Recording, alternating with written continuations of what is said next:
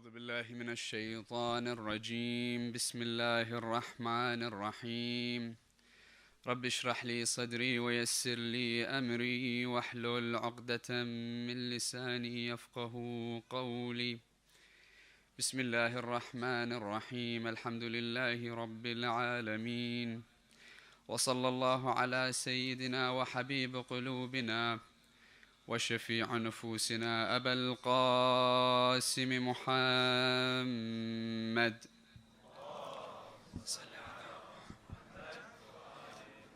وعلى آل بيته الطيبين الطاهرين المعصومين، لا سيما بقية الله روحي وأرواح العالمين لتراب مقدمه الفداء. أما بعد، يقول الله في محكم كتابه الكريم: بسم الله الرحمن الرحيم. وَلْيَضْرِبْنَ بِخُمُرِهِنَّ. Let them draw down from their veils. صدق الله العلي العظيم. The first of our loudest salawat in honor of the greatest man to walk this earth, Al-Habib Al-Mustafa Muhammad.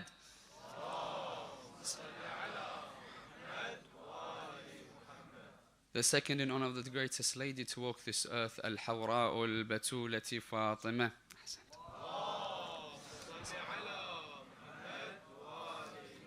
The third, with your loudest voices, in honor of our Imam Sahib Al-Asri wa Zaman. Allahumma salli ala. To start off, inshaAllah, our respected scholars, elders, brothers and sisters, Assalamu alaikum wa rahmatullahi wa barakatuh. Inshallah, tonight's topic will be regarding the morality, the ethics, the character, and indeed the veil that encompasses the lady trying to be a Fatimiyya or a Zainabiyya within the religion of Islam. And inshallah, tonight we need to pay very close attention, inshallah, to the talk, in order that we don't get anything out of context or anything that may be taken out of context. And inshallah, tonight we're going to look at this particular concept in 4 different stages. The first and foremost, we're going to define the difference between what a hijab is and what a scarf is, and the linguistic differences between them two.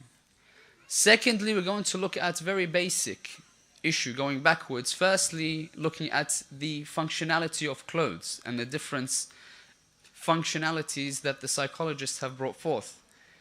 Thirdly, we're going to look at the idea of secular societies that we live in, and how either we can go and look towards what we wear based on the society we live in, or do we carry on throughout the religions that are prescribed by Allah subhanahu wa ta'ala. And finally, we're going to look at the different religions from Allah subhanahu wa ta'ala. Has this scarf or veil been prescribed by Allah in religions previous to that of Islam that we know now, or has it only been prescribed within the religion of Islam? And inshallah, we're going to ask particular questions at the end of the lecture tonight that are reoccurring within our societies in regards to the hijab. The very controversial questions, and inshallah that's why we've left it towards the end, in order that we understand what hijab is. So when we answer these particular questions for tonight, inshallah, we'll have a background before we can tackle them. So inshallah, to start off, please assist me in reciting aloud salawat ala Muhammad wa ali Muhammad.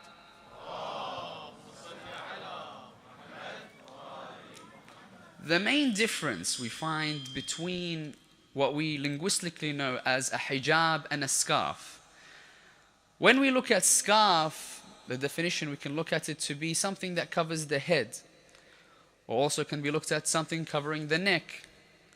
Whereas when we look at the concept of hijab linguistically, people have referred to it as being a scarf that covers your head and that's all.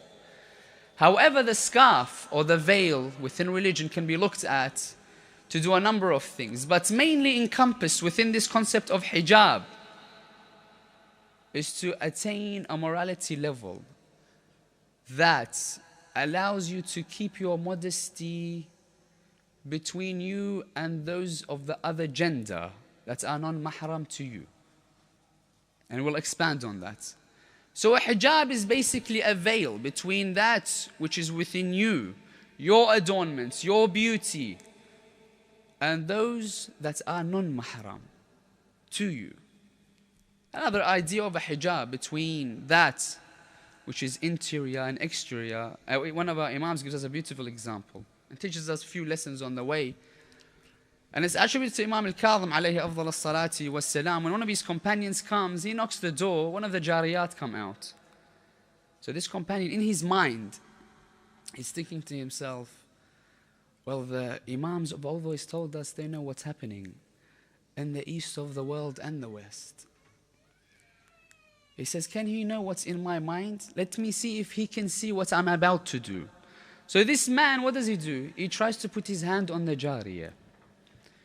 From inside the house, he hears the cry, La umma lak, tawaqqaf. He says, stop, you have not been raised, if we want to put it into that context. And then the imam comes out. The person begins to, he didn't do anything yet, but the imam from inside, look at what he says, is, do you think that these walls veil that which is between you and us? The concept of imamat. But the idea we take is the concept of the veil. And the idea is that there is a partition, a section that allows a woman to keep her modesty from those that are non-mahram to her. The second, the different types of the usages of clothing before we move on towards the next points. So we find the psychologists, they categorize clothing into two different sections. Bit of an echo. The first section, they say it's used or utilized for adornment or for the usage of seduction. So psychologists come and they say, well, it can be utilized. They can wear a specific garment that is fitting in one area, loose in another. And this goes for both male and the females. That there may be some issues that the ladies wear. Some garments, it could be shirts, it could be pants, that are specifically designed in order that it attracts the other gender. So that's one usage of clothing, according to psychologists. The second, they say it's for protection. And there's different types of protections. The first is from the weather, let's say. The psychologists say, if it's hot, there's a specific garment that you wear. If it's cold, there's a specific garment that you wear. He says that's a physical aspect. Then there's a psychological aspect. He says you can wear particular clothings to be immodest, and you can wear particular clothings to be modest. There's particular clothings that allow you to be objectified, and then there's clothings that allow you to repel any objectification. So the science have categorized it into these particular categories for us in order that we understand the different types of clothing that there is, in order that we can analyze what Islam has come to say. So there's different types of clothing. And let's look at Fatima al-Zahra and what she has to say about these. What kind of aspect does Fatima al-Zahra, because she's the pivotal position in order to teach us what a hijab is. When the Prophet asks her, he says, what is the best for a lady to have?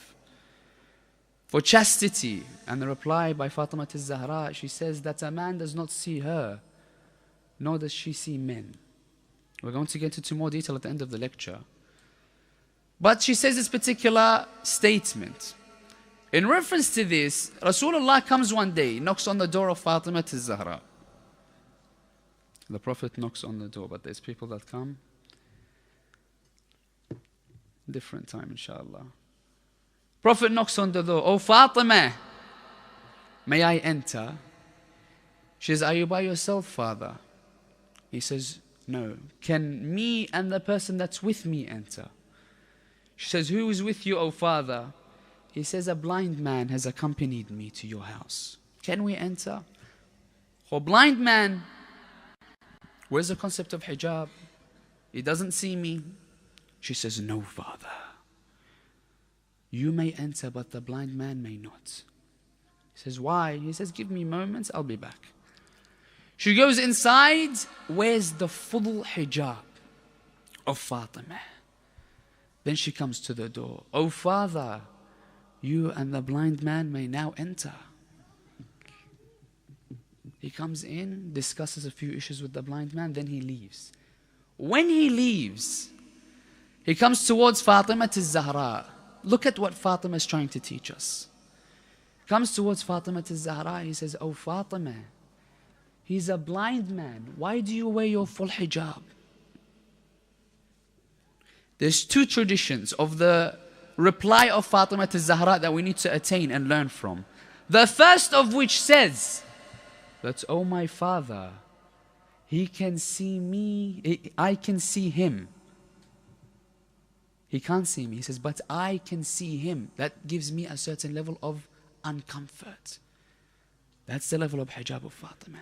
The second narration, what does it say? It says, oh father, he may not be able to see me. However, I cover just in case that he may smell me.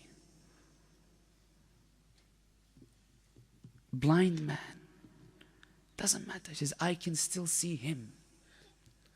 The hijab of Fatima. That's the pivotal rank for all ladies to attain.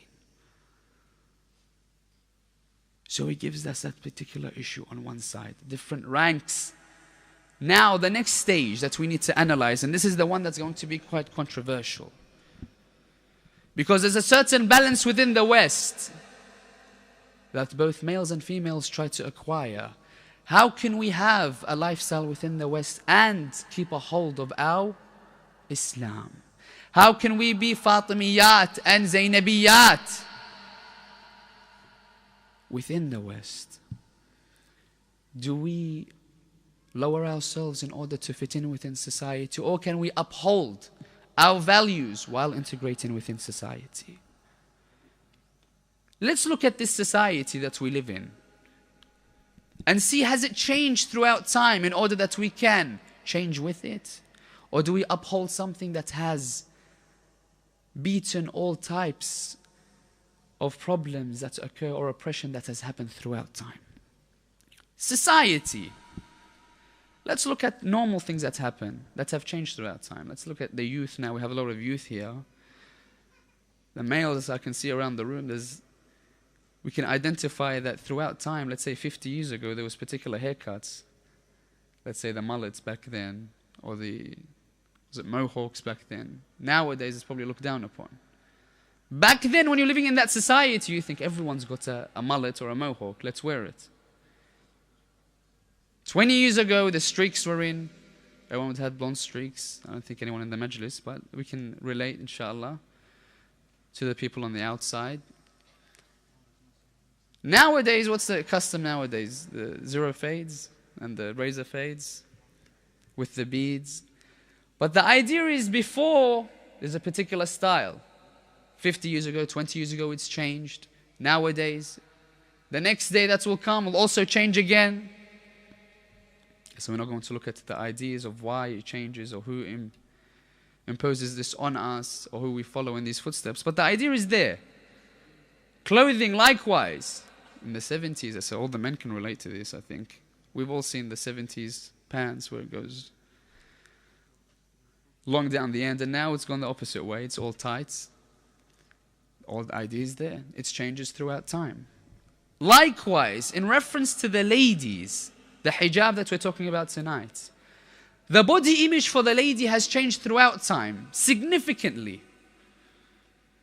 Hijab was imposed before. Up until the 19th century, it began to decrease. Slowly, slowly, clothing began to come off, one garment at a time, until we have nowadays what we have. But before it, let's look at a couple of 100 years ago. So there was a particular shape for a woman to be, which was the hourglass. It would inflict such bodily harm on the ladies, on the women, to attain such a body image that they would have to actually break one or two of their ribs. So tell me, is that harmful or isn't that harmful? They had to break one or two ribs just to attain a particular body shape. And it changes. Every couple of years it changes. A woman should look like this. A couple of years go down the track, women should now look like this. Play the game as they wish to serve their agendas. Now, so 50 years ago, don't go far. 50 years ago, so I have references at home. There's magazines that wrote towards the ladies. So nowadays we have difference. 50 years ago, they were attaining, they said, who wants to gain 20 pounds? So we have kilos in Australia, so I think it's pounds here. Who wants to gain 20 pounds? Let them call this number. Nowadays, what do we have? Weight Watchers and who wants to lose the weight? 50 years ago, one particular body image. Nowadays, there's another body image. Changes. So is this something that we need to change with? That we need to allow for it to impact our lives? To fit a particular category that the people around us may accept us for our body, but not our minds. So we have a particular lady, as subhanAllah, so we have one of family members here reminded me of one particular lecture where it's referenced Krista Bremer. This particular lady, she writes a particular article in reference to the hijab. She says, I had a young girl. Her name was Alia, 9 years of age. She says, we went to the shops. Her husband's name was Ismail. She says, we went to the shops. She says, I wasn't from Muslim faith. My husband was. So we had a debate saying, should or shouldn't our little Alia wear the hijab? So she says, I was in the market one day. All of a sudden, my little Alia wanted to take a headscarf. So in front of people, you can't say no to her. You're not going to wear a headscarf. So she bought it for her. She says, next day she had school. I was waiting for her downstairs. She didn't come down. She went back up. She says, I saw Alia, but it's not the Alia that I knew. She says she was wearing a headscarf. She says, but then and there I understood the beauty of a headscarf. What was one of the beauties of this headscarf? Look at the words of Krista Bremer. She says, levitating in black cloth, the hijab. Levitating in black cloth, I saw a moon in a starless sky. She says, I saw my daughter's face in a black hijab. Levitating in black cloth, I saw a moon in a starless sky.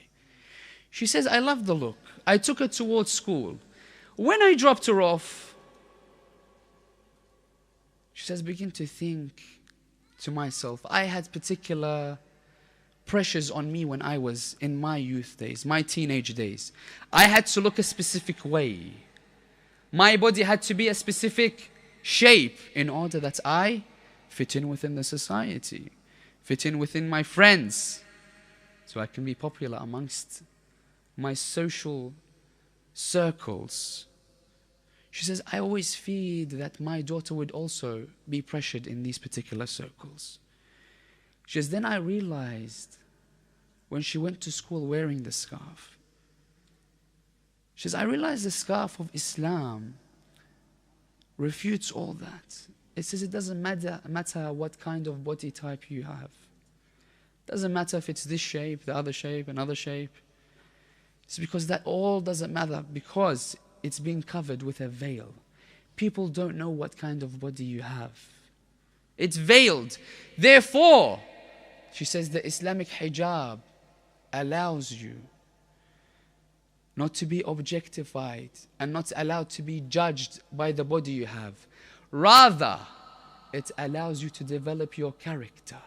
People will identify you not based on your body shape, will identify you based on your character, your personality, your mentality, your morals, your state of mind. This is not coming from a Muslim lady either. She says, I found this particular scarf of Islam to be something magnanimous. So putting it into context, the social circles, or the society we live in, we can't always change to please it. We have to change in order to please Allah subhanahu wa ta'ala. We know the rules and regulations. I have to reiterate it on the pulpit. As a hijab, so with all the ladies, so you ask any one of them, they know what a hijab consists of. But for us, we have to identify and tell the people the beauty of the hijab. We know the hijab of Zainab. But do we understand what she went through to uphold that particular hijab? Do we understand the trials and tribulations that Zainab went through, that Fatima al-Zahra went through, in order for that hijab to stay until today, with all its character, and to be worn by our ladies, that they look towards them and they remember Fatima, they remember Sayyida Zainab, because they've been following in their footsteps. Society. Now, without a doubt, you can also be religious and live in this particular society. As in, there's no reason for us not to be religious and live in this particular society. We discussed yesterday different aspects that come out, that challenge us, that may allow ourselves to be lowered. Well, what did we say? Imam al-Hussein says beautifully, as we stated yesterday, your souls only deserve paradise. Do not sell them for anything less. You know what hijab is, what it represents, what you can attain in the hereafter, and how Fatima and Zainab can be proud of how you wear it. So don't sell yourself any less, because you attain paradise and you only deserve it. Imam al-Hussein says, hold on to your religion. Because we have the ahadith, it says a person at the end of time holds on to his religion like the person holding on to coal. It's difficult, without a doubt. However, with these challenges comes great rewards. Great rewards. So I talk about myself. In Australia, I realized that it's not easy. One day, subhanallah, I was speaking about hijab. And I said that the hijab for the ladies is very difficult for two reasons. I said the first reason is it being in the West. For us, it's a very small dynamic from where I come from. So the people that wear hijab stand out more. Here, alhamdulillah, the population's a lot more for Muslims. It's a lot easier for you to wear the correct hijab out.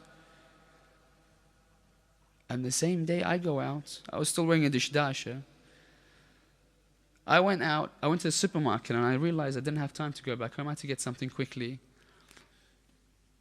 Everyone there's staring at me. And then I realized I was wearing a dishdasha, and I thought to myself, smile, smile, smile. Don't frown. They think you're evil. And I realized that before I wore this dishdasha, no one knew I was Muslim. I could walk around like anyone else. When I wore this garment, they automatically put me into the category of Islam. Therefore, everything I do will have a particular effect on Islam. How? Non-Muslims will come and say, well, I saw a particular bearded man with a dishdasha doing something and going off at particular receptionist, let's say. All Muslims are angry. Or he can say, I saw this particular Muslim man wearing the dishdasha, being very nice and generous. He showed me a smile. Impact. And that's why it's particularly hard for the ladies. Why? Because the ladies, they're a flag of Islam. They're identified. Straight away, whatever they do will have an impact on the concept of Islam in non-Muslims' minds. If a muhajjaba comes one day and shakes a person's hand, non-mahram, that particular person is going to say, well, automatically I know that Muslims can shake my hand. So he gets to the next muhajjaba, raises his hand. I'm sorry, I can't shake your hand. He says, hold on. Your friend, the colleague, she shook my hand. Why do you not shake my hand? You see why it's difficult, brothers and sisters? Because they automatically become a flag of Islam. Whatever they do will impact people's idea of what Islam is. If they smile, people will think Muslims are friendly people. If they fight and have a foul mouth, they'll automatically think all Muslims are like that.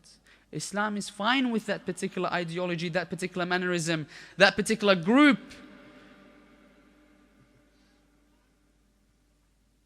That are categorized in. And that's why it's difficult, especially in the West. And that's why you're rewarded for it. And whenever a lady says that it's difficult to wear in the West, as I've come across many, just put on the hijab. Just put on the hijab. The next day it's off. Why? She says, when I put it on, there was a particular person that looked at me. I wasn't very comfortable with the way he looked at me, so I'm uncomfortable wearing the hijab. You say, you're more uncomfortable with the look of that particular person or the look of Allah subhanahu wa ta'ala? As in, the eyes of this person affects you more, or should the eyes of Allah gazing upon your actions? On the day of judgment, wallah, Allah, that person looked at me wrong. It doesn't justify it. And if ever a lady was to think to themselves that it's difficult in the West to wear the hijab, I just want to give them the strength to think about one particular thing, which is not just the hijab. Look at what Zainab went through. And she kept the concept of hijab. As in, no lady can come and say, I've had it more difficult than Zainab. No lady can say that they've saw what Zainab saw, or she's been through what Zainab's been through. Not one drop in an ocean of difficulties. When Zain al-Abidin comes towards Sayyidah Zainab on the 11th, she upholds all her morals, all her principles, not just the hijab. Says, Auntie, I see you praying Salat al-Layl while sitting. Notice he didn't say, why are you praying Salat al-Layl? He says, why are you praying Salat al-Layl whilst you're sitting? She says, the calamities have made me weak. Yabna akhi. Upholds. Doesn't matter what she goes through. The hijab has different parts. Not only is it a veil that veils the looks, but it's a veil to know what's inside this particular hijab is gushing with what is gushing within Fatima. The morality, the mannerisms, the ethics, the haya of Fatima, of Zainab. So that's the aspect of social circles, the society we live in. How we can also have the hijab, uphold the hijab, and live within the society without any problems.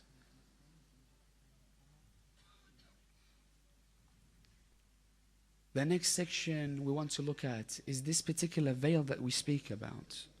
This veil that we've just seen, the beauty of it, and the hardships of it, and the rewards of it.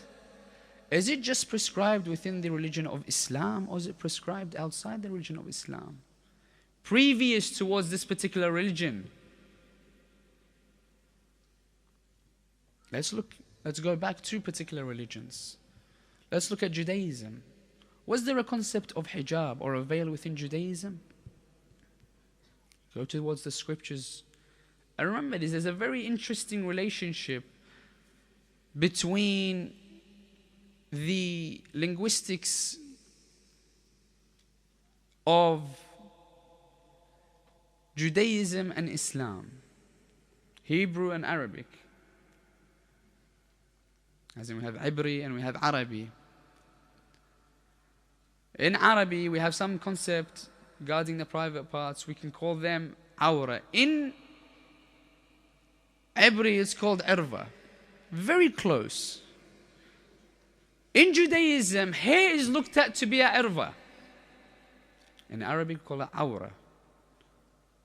Judaism, hair is looked at to be a awra. It's very harsh on a lady that doesn't wear a scarf, Judaism. You know what the Judaism says? Judaism says that a lady that is to wear or is to be of this particular faith needs to wear a head veil and a face veil. And the only thing that can be seen should be one eye in order that they see where they're walking. Islam, no. Christianity, no.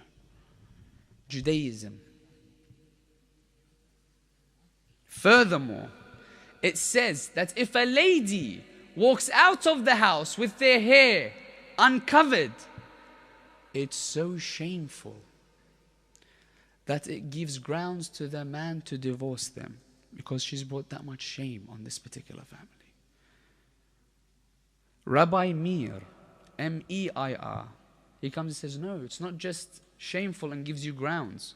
He says it's a duty for a Jewish man to divorce a Jewish lady without paying the kutayba in accordance to them, which is what we have nowadays, looked at to be a dowry. If a person was to divorce, there's a particular dowry. Many of the communities call it al-ghaib, after you divorce. He doesn't even have to pay her that. So therefore, we have these particular grounds. In Genesis 24:65, it says, in the scriptures, that there's a particular concept of veil. It says, then she grabbed the veil and covered herself. Even in scriptures. So we find that in these particular scriptures, in Judaism, it has a very strong impact about a lady going outside uncovered. In Christianity, so we've discussed Judaism, Christianity, don't look too far. So we all know, any believing Christian believes in Saint Mary. Maryam, alayha afdal as-salati was-salam. Now tell me, if you look at any particular picture of Mary, you always find what? Uncovered? Or is she wearing a head veil? Without a doubt, she's wearing a hijab. Anyone within the Christian faith that wants to gain closeness or nearness towards Allah or God, you find they're in the churches wearing veils, head garments, loose clothing, and they dedicate themselves towards the Almighty. You don't have to go further than that. But Corinthians says, 11:6 and 11:13, two particular points. And we can remember these. And you can look at the particular lecture as it's recorded to get these references. Corinthians states that if a believing woman needs to wear a head veil, if she does not wear a head veil, she has to shave her head. And if shaving of the head is looked down upon or undesirable, then she should wear a headscarf or a head veil. In 11:13, someone is asked, can a lady walk outside without a head veil? In the scripture, what does it say? It says, this practice is not from our practices, nor is it the practices of the churches of God. If someone comes and tells you, well, this is just an Islamic thing, every religion prescribed from Allah subhanahu wa ta'ala had this particular concept to perfect the woman, to give the woman her place, elevated. It gave the woman their rights. It signified that the lady is a great great contribution towards the community, and they are capable of great things. However,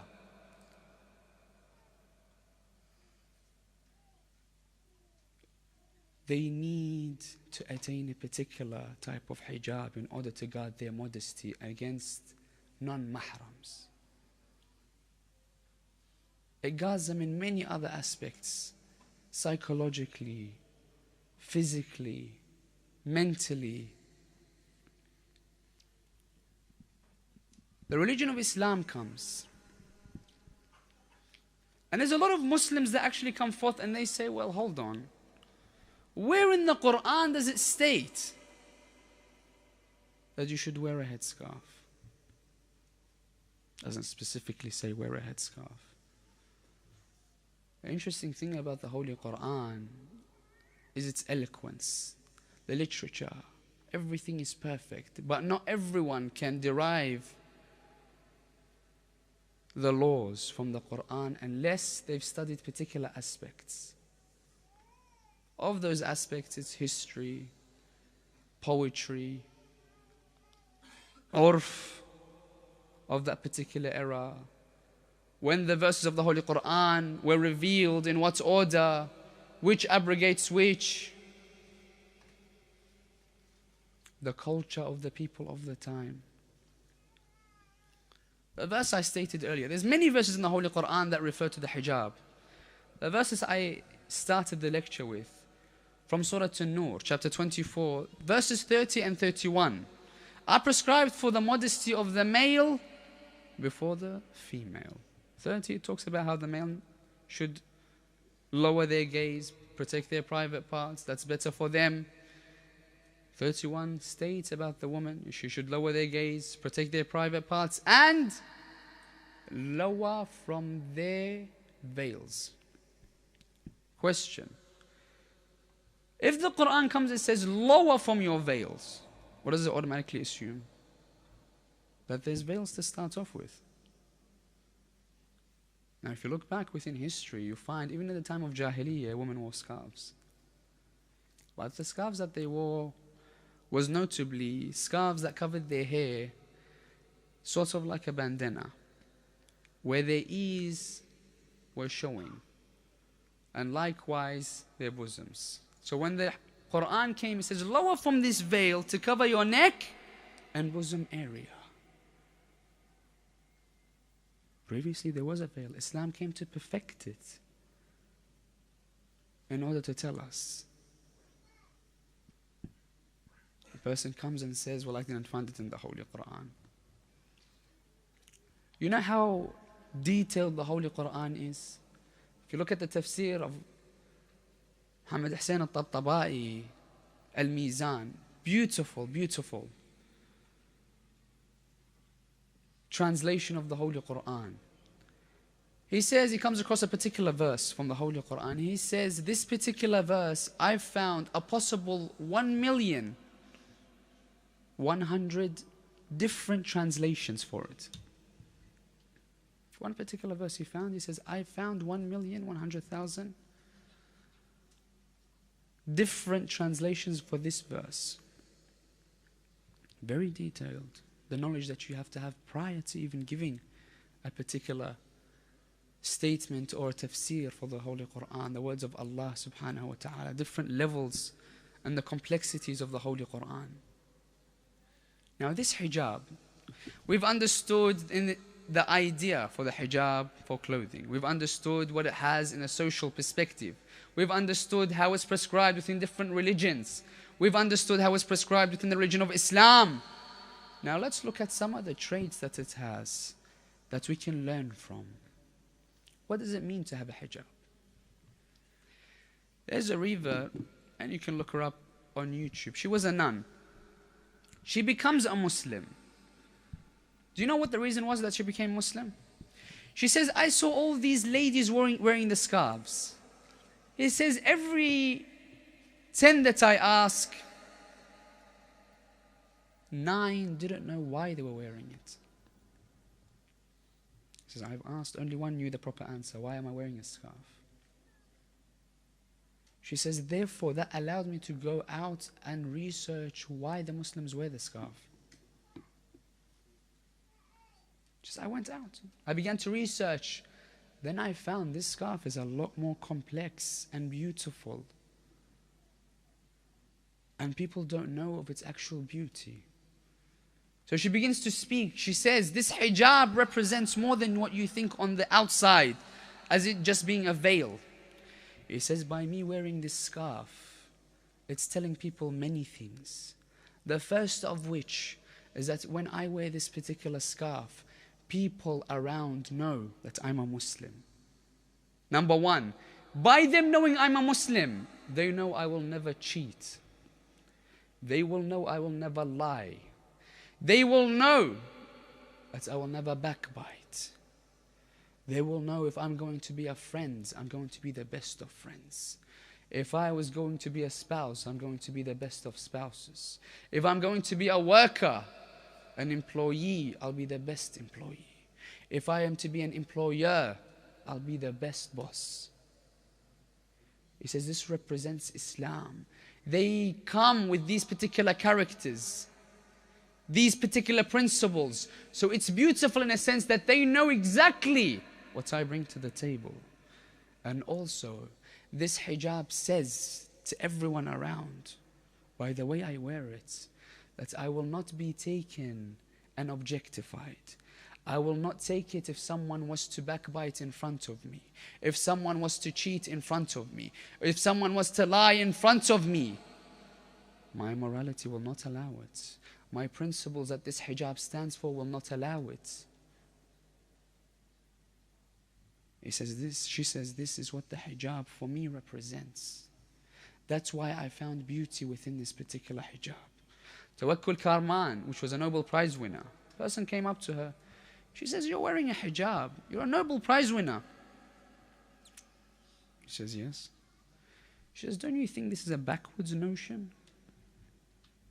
So she didn't go into religion. She didn't go into the verses I mentioned or prescribed all the religions prior. She said this particular statement. She said, since the dawn of man, we found man to be barely wearing anything. As we've advanced, we've put more and more garments on. So don't you think the fact that I'm wearing a hijab in the manner that I do represents the peak of human existence, or doesn't it? Look at that reply. Look at that reply. Now the different questions that we have that we're going to discuss very quickly as we've gone a little bit over time. The idea of hijab. The questions that arise, problems within the communities, questions that I receive, says one of them comes and says that if I wear a scarf, I'm not going to get any person asking for my hand in marriage. Or if I don't dress this particular scarf down with some adornments or fitting clothing, no man's going to look at me. I'll never get married. My family members, my friends, they're all pushing me in order that I wear a scarf in a different manner, not like that of Zainab. Can I do that?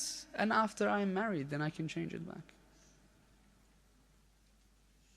It's an interesting question. It applies within our communities. Now I raise another question. The way you dress will automatically have an impact on the person that you attract. Keep that in mind. The way you present yourself will attract a specific group of people. If you dress immodest, you think it's going to attract the modest? Or do you think if you are wearing modest clothing, it would attract anyone immodest? Therefore, it stands only to reason that if you attract an Ali, or attract a Ali, you need to dress like Fatima.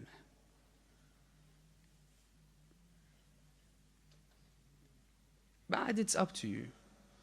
That's the facts. It depends who you want to attract. Allah subhanahu wa ta'ala says, He says, ask of me and I will answer. If He says, wait a couple of years, that's His answer.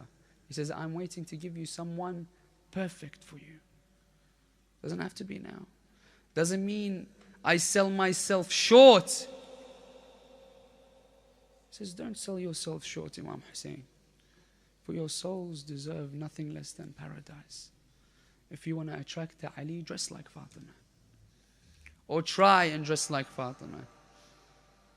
Just like the men. We're going to act and dress like Ali in order to attract the Fatima.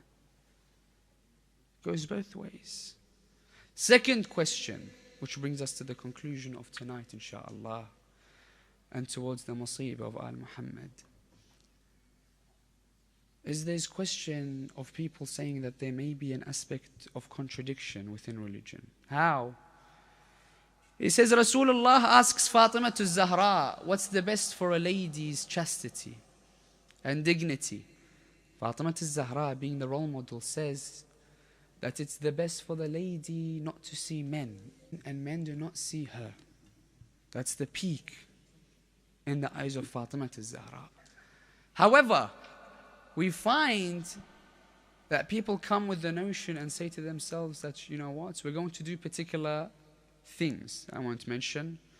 And they utilize the example of Fatima to Zahra going out and speaking against the tyrants.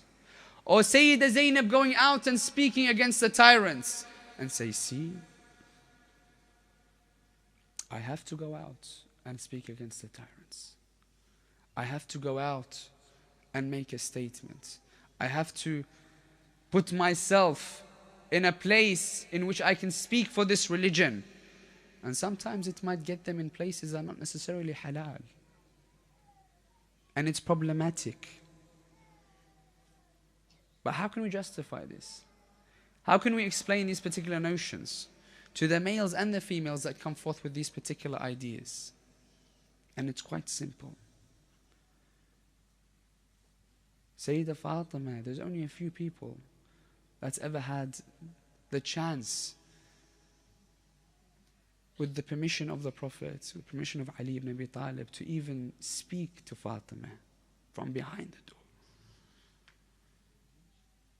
Sayyida Zainab in the courtroom of Yazid, in the courtroom of Ubaydullah ibn Ziyad. You know what Ubaydullah ibn Ziyad says? He says, Anti Zainab? Are you Zainab? Why did he find it strange that she was standing in his courtroom? لقد سمعنا أن أباك كان يطفئ نار القنديل لكي لا يرى ظلك أحدا. We used to hear about your father Ali, that he would only allow you to leave your house in the midst of the night with a candle, him walking in front, Hassan and Hussein on either side, Abu Fadl al-Abbas in the back, and he'd extinguish that candle in order that in the middle of the night, when you go out to visit the shrines, the graves of Rasulullah and Fatima, people would not even see your shadow, O Zainab. The reason they came to this particular stance is that because there was a particular issue that needed them to come out to speak. Sayyida Fatima needed to speak out to defend Imamate. Likewise, Sayyida Zainab, when she spoke, defending Imamate, protecting the religion, it needed something significant like Fatima and Zainab to come out in order that people recognize how important the issue may be. Sayyida Zainab says it in the courtroom of Yazid. لَقَدْ جَرَّتْ عَلَيَّ الدَّوَاهِ مُخَاطَبَتَكَ.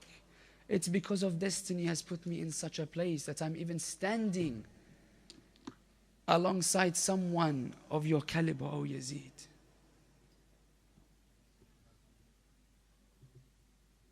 And she hears him speaking ill about the Prophet of Islam, about Imam Hussein. That's what Zainab had to go through, brothers and sisters. And that's why it's so hard to understand what Zainab went through and where she was. Ali ibn Abi Talib, in his Khilafat, Zainab tells us he wouldn't allow the men's wives to come and visit her within Eid. Why? Not even the women could come and visit Zainab. Why Zainab? Ali ibn Abi Talib says, I don't want the ladies to see the figure of Zainab and then speak it amongst other ladies.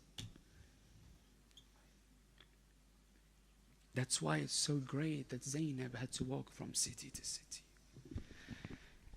Imam Sahib al-Asri was Zaman.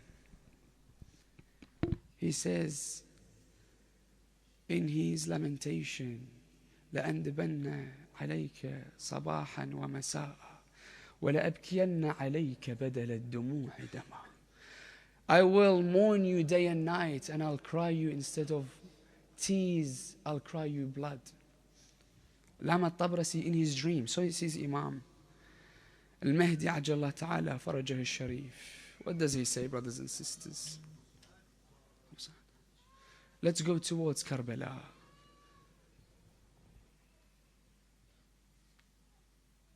Imam Sahib al-Asri was Zaman comes in the dream. Allama Tabrasi begins to ask him. He says, oh Imam, why is it that you cry blood instead of tears for Imam Hussein? He says, was it for the tragedy of Ali Al-Akbar? He says, no, by Allah, if Ali Al-Akbar was here, he would have cried for this particular tragedy. He says, then was it Abbas, Qamar Bani Hashim?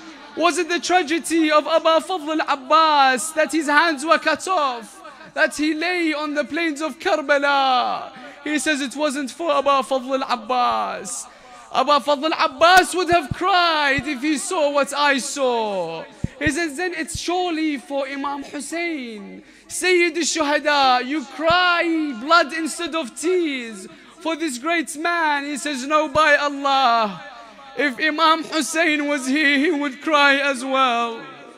He says, then what was the musibah that allowed you to cry blood instead of tears for Imam Hussein? He says, Sabiya Ammati Zainab.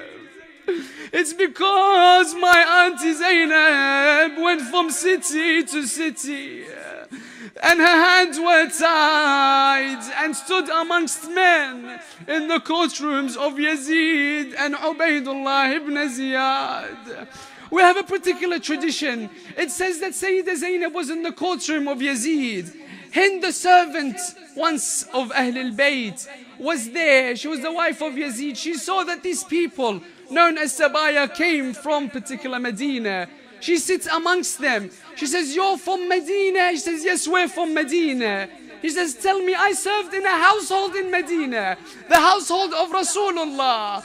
Tell me, I remember a great person by the name of Hussein. My master Hussein, tell me, how is Hussein? I served in the household of Aba Fadl al-Abbas. Tell me, how is Aba Fadl al-Abbas? I served in this household. I remember Sukayna. Tell me, how is Sukayna? I served in this household. I opened my eyes and I saw Zainab, and before I shut them, I looked towards the blessed face of Zainab. Can you tell me about my master Zainab? Where is she? How is she doing? She says, if you ask me about Hussein, then his head laid on a platter in front of Yazid. If you ask me about Qamar Bani Hashim, Aba Fadl al-Abbas, then his head's been taken from city to city, and his body lay on the plains of Karbala without a right or a left hand and an arrow in his eye. If you ask me about Sukayna, Sukayna is in the corner, her head is between her knees, crying for her father Hussein. And if you ask me about Zainab, then it's Zainab in front of you sitting. Oh, Hind, أنا زينب، أنا زينب اللي يحجون عني، والله سليت المصايب ما سلني. She goes towards Yazid. She says, Yazid, how dare you do that which you've done? He looks at her, he says, Hind, how dare you come into my courtroom without a face covering? She says, how dare you say that I should wear a face covering, where the daughters of Rasulullah go from city to city. The only cover for their faces are their hands. Oh Yazid, how dare you? Look at Sayyidah Zainab, where she used to be and where she went towards. From her dar in Medina until her dar now. There's a particular line of poetry. It says, Darach, Darach ya Zainab وين تال الدهر، والله دارach دارach بقت موحشة ومظلمة. اسمع أيها الموالي، بقت موحشة ومظلمة دارach، والله عقب عباياس منه الإجا، والله دارach دارach كنت مدللة وصرت سبية، يا كنت مدللة وصرت سبية. Who else did they leave at Medina when they left, brothers and sisters? There was a particular Alila, the person that we commemorate tonight, a girl that lost her father in war, a lady that we commemorate. Imagine, think about the connection between a daughter and a father. Think about the love between a daughter and a father, the way they look at one another, the connection that they have. Only the people that have daughters know this particular connection, brothers and sisters. Imagine at a time, Alila seeing everyone pack their things. Her father's packing his gear towards his journey. She finds Sayyidah Zainab accompanied by Abu Fadl al-Abbas packing their stuff towards this particular journey. She finds Layla packing even for Abdullah Al-Radi'. We find Rabab with them. Everyone's packing to go towards this particular journey, and she's saying, now someone's gonna come towards me. Now someone's going to take my things. Someone's going to look towards me. She looks towards her father, but no one came for Al-Alila. She did not know what's to come ahead. She did not know that her 6-month-old brother was to be killed by an arrow piercing his neck. She didn't know that her father had Shimr sitting on his chest. She did not know that Abu Fadl al-Abbas had an eye with an arrow in it, and without a right and a left hand by the Euphrates. She did not know her brother Ali Al-Akbar was to be shredded up into pieces. She looks towards them and she says, where are you going? She looks towards Abu Abdullah, are you going to take me, oh father? أنا جوعدة وحمل ضعنهم الحافظين وياي. أنا جوعدة وحمل ضعنهم وكأن غريبة وماني منهم، والله ويحملون وأنا أتفكر لهم. إلا خذوني وياكم وخذون اشرد الخيل وحط فراشكم لو تشل الليل. خذون